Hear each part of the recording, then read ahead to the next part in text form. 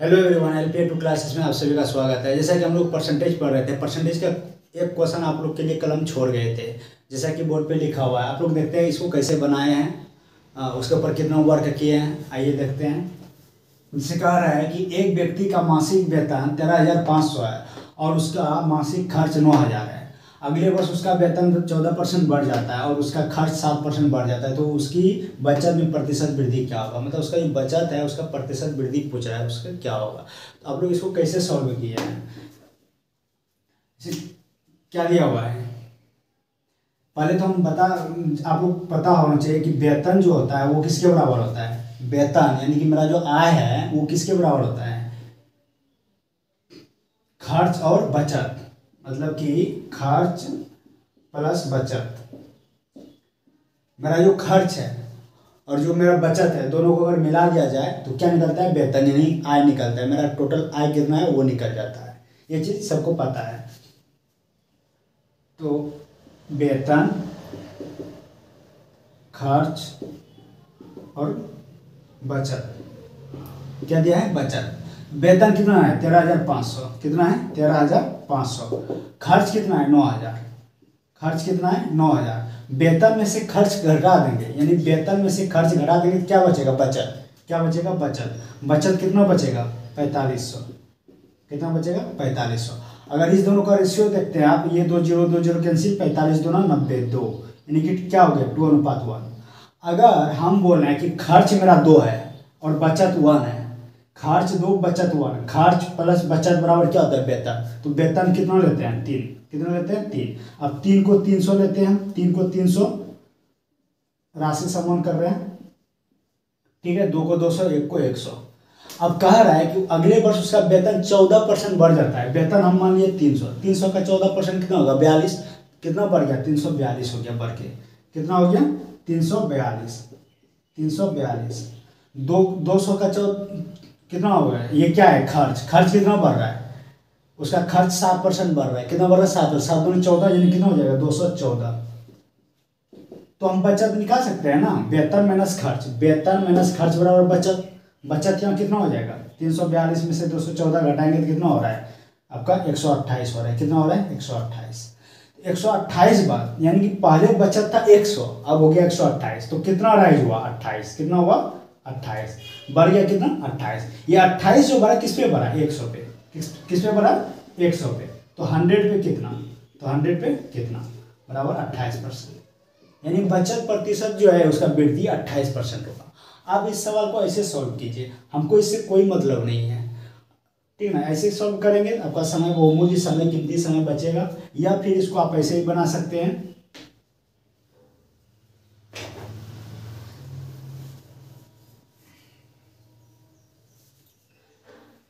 Allegation method के द्वारा।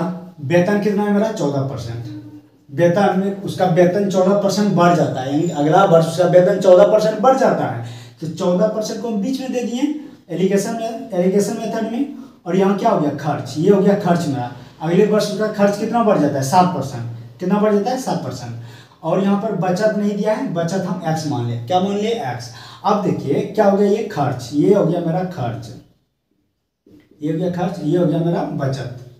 क्या हो गया बचत, ये हो गया बचत मेरा, और ये हो गया खर्च।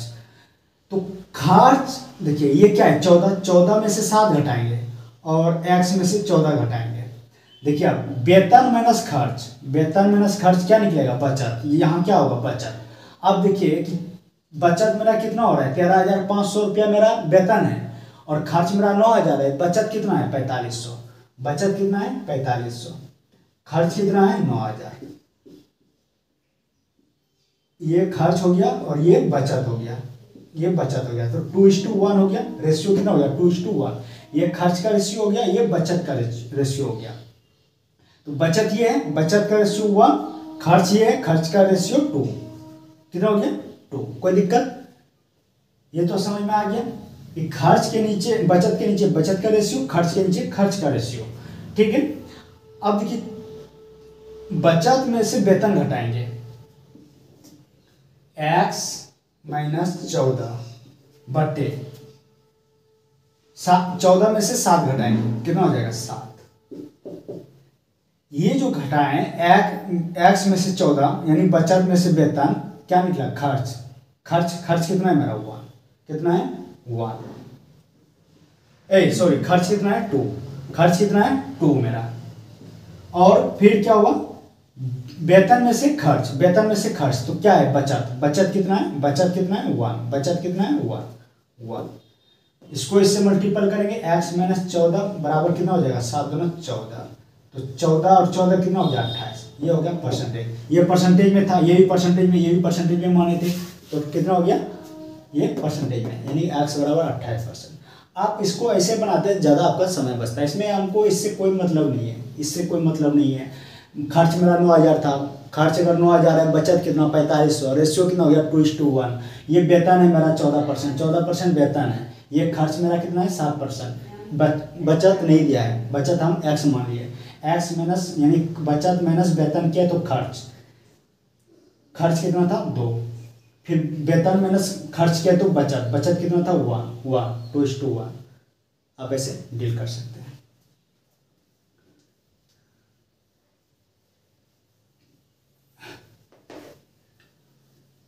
या एक विधि और इसमें यूज कर सकते हैं आप, जैसे कितना दिया है वेतन जो है उसका कितना बढ़ रहा है 14%, वेतन बराबर क्या होता है खर्च प्लस बचत, खर्च कितना बढ़ रहा है 7%, रेशियो कितना निकला अभी खर्च और बचत, खर्च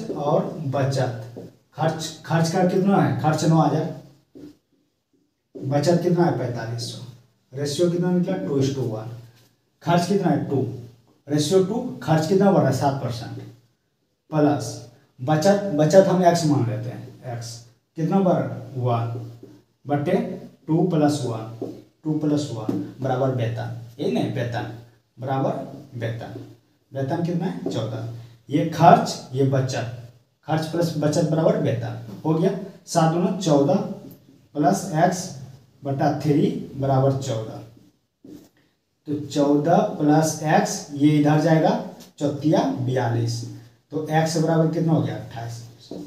आप इसको ऐसे भी डील कर सकते हैं। आप इस सवाल को आप देखें कि 3 मेथड द्वारा आप तीनों इसमें आसान है, और सबसे ज़्यादा आसान एलिगेशन वाला था, उसके बाद ये था। आप इसको ऐसे भी सॉल्व कर सकते हैं, एलिगेशन मेथड के द्वारा भी सॉल्व कर सकते हैं, ठीक ना।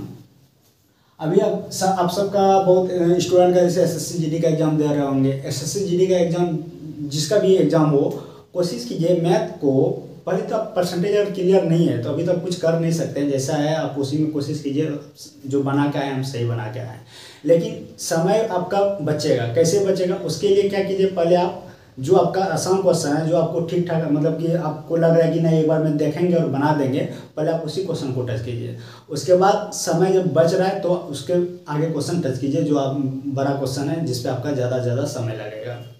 यदि 24 कैरेट सोने को 100% शुद्ध सोना माना जाता है तो 22 कैरेट सोने में शुद्ध सोने का प्रतिशत ज्ञात करें।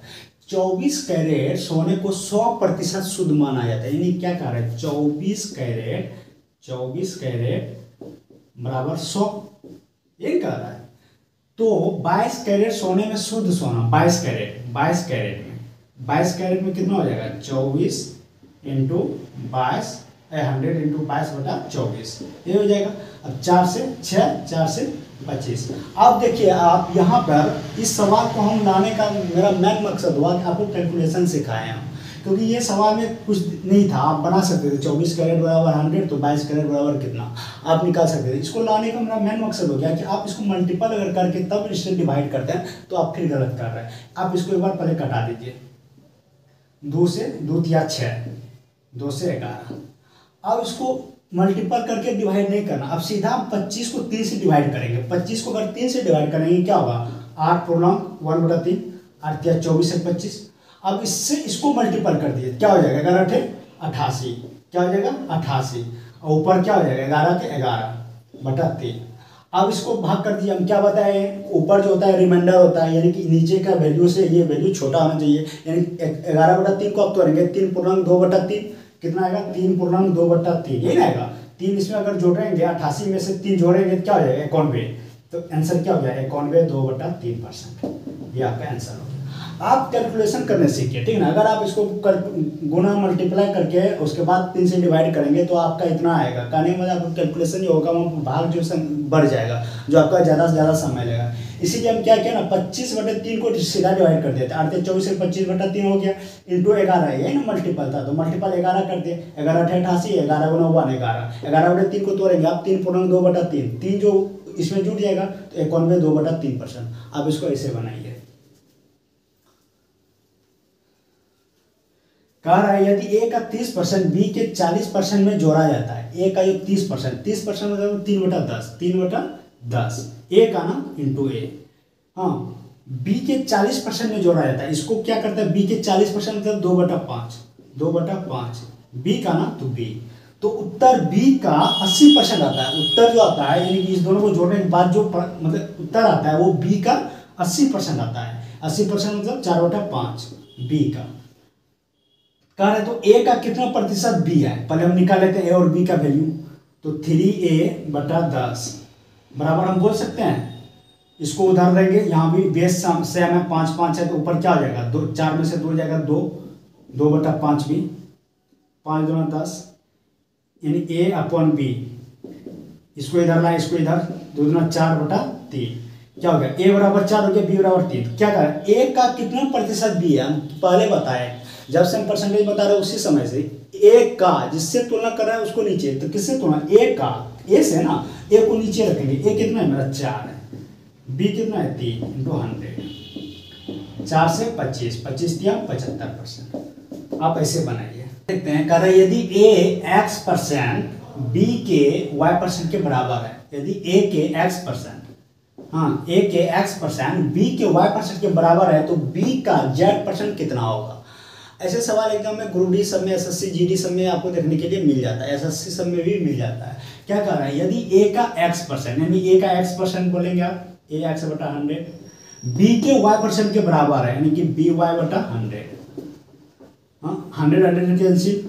क्या कर रहा है, बी का z% कितना होगा, यानी बी का z% कर रहा है, यानी बी का वैल्यू को ज्ञात करना पड़ेगा, यानी बी बराबर हम बोल सकते हैं, बी बराबर क्या बोल सकते हैं, ax/y, बी बराबर बी का z% कर रहे हैं तो बी का वैल्यू ज्ञात कर रहे हैं। अब बी का z%, बी कितना निकला, ax/y, z% यानी z/100, तो हम बोल सकते हैं क्या आ गया, इसको लिख सकते हैं x z/y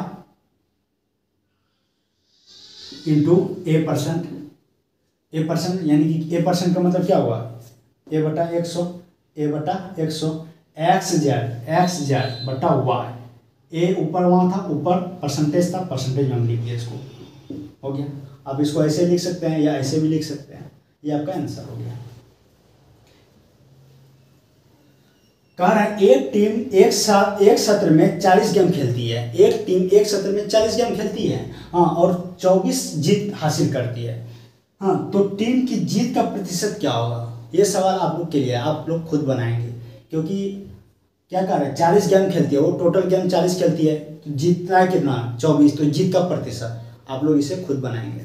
क्या रहे हैं, एक संख्या से जब 15 घटाया जाता है तो वह घटकर 80% हो जाती है, तो उस संख्या का 40% कितना होगा। अगर यहाँ पर आप x मान के बनाएंगे तो फिर आप क्या कर रहे हैं, आप खुद मतलब जो है अपने पैर में कुल्हाड़ी मार रहा है। हम बताएं कि परसेंटेज का सवाल को बिल में कन्वर्ट करके बनाना है। क्या कर रहे हैं, एक संख्या से जब 15 घटाया जाता है तो वह घटकर 80% हो जाता है। 80% बराबर क्या होता है, 4/5, क्या होता है 4/5। क्या कर रहे हैं, एक संख्या से जब 15 घटाया जाता है तो वह घटकर 80% हो जाती है, यानी कि 4 में से 5 में से 4 घटेगा कितना होगा, एक घटे क्या हो जाएगा 1, यानी कि 1 यूनिट का जो वैल्यू दिया है वो आपको कितना दिया है 15, क्या दिया है 15 दिया है। तो ये जो होता है क्या होता है, मूल राशि होता है, इसमें कोई चेंजेज नहीं होता है। तो संख्या कितना हो गया 15 × 5 = 75, संख्या कितना हो जाएगा, इसको आप 15 से मल्टीपल कर दीजिए, कितना हो जाएगा 75। तो कह रहा है तो उस संख्या का 40% कितना होगा, तो 75 का 40% कितना होगा, 40% के बराबर क्या होगा 2/5, तो 15 हो जाएगा, 15 × 30, ये आपका संख्या हो गया। आप ऐसे बनाइए, बार बार बोल रहा है, परसेंटेज को अगर आप ढंग से पढ़ लेते हैं तो आपका परसेंटेज ही पूरा अर्थमेटिक क्लियर हो जाएगा, पूरा अर्थमेटिक में आपका समय बचेगा, और जो एग्जाम पॉइंट ऑफ व्यू से बहुत ही बहुमूल्य चीज़ है। समय जब आप बचाएंगे तभी आपका आगे क्वेश्चन देख पाएंगे, इसीलिए बार बार बोल रहे हैं परसेंटेज को आप ढंग से पढ़िए।